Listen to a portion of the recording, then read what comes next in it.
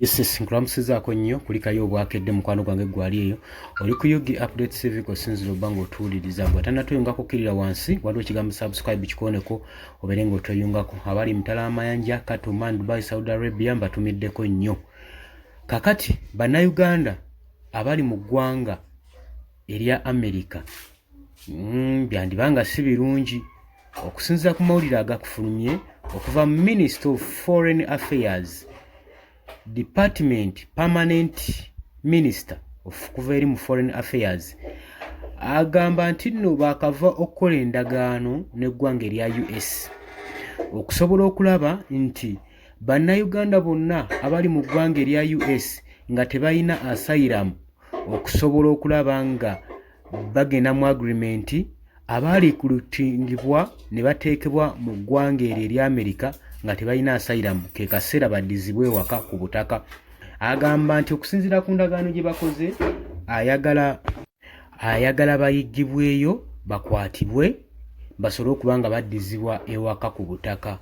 agamba bannayuganda bangi abali eyo abeekwese olw'ensonga nti nno balina emisango gye bazaano mu Uganda n'empisa embi n'enneeyisa embi gye baakola ne bagenda ne beekweka eyo mu ggwanga erya America era ng'abamu ku bba basinga tebalina asylum. Asylum kwe kubanga olina ebikukkiriza ebipapula ebikukkiriza okubeera mu ggwanga eryo erya America kati jjukira abasinga baddukirayo ng'olw'ensonga nti nno ewaka wabasobedde nga basobedde ewaka ne mu kibira kati Foreign Ministry Minister of Foreign Affairs agamba nti nno bakoze eddiiru n'eggwanga erya US basobole okuba nga bakkaanya bonna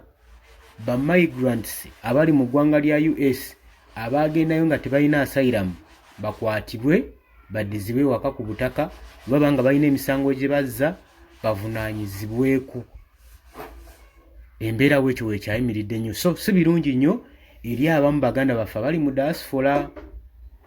gavumenti y'eggwanga erya America eyinza obbavaamu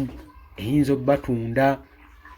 era birungi si birungi gwali eyo yonna sharinga video eno mukwano gwo asobole okuba nga akitegeera saa yonna yonna twandiba nga tulaba legal action eziyinza okuteekingibwa ku bali mu diaspora naddala ku mmwe abatalina asylum era weebeereremu mu mbeera eyo oli ku Yugi Update TV kusinzira obba nga otuwuliriza sigala kweyongerayo kusukka wabula gusharinga commentinga likinga tambuza video esobole okutuukako ne ku banno basobole okuba nga bafuna information eno oli ku Yugi Update TV abali diaspora mbatumiddeko nnyo mukola kyamaanyi nnyo okubeerawo ku mayengo gano mbaagala nnyo mweraba.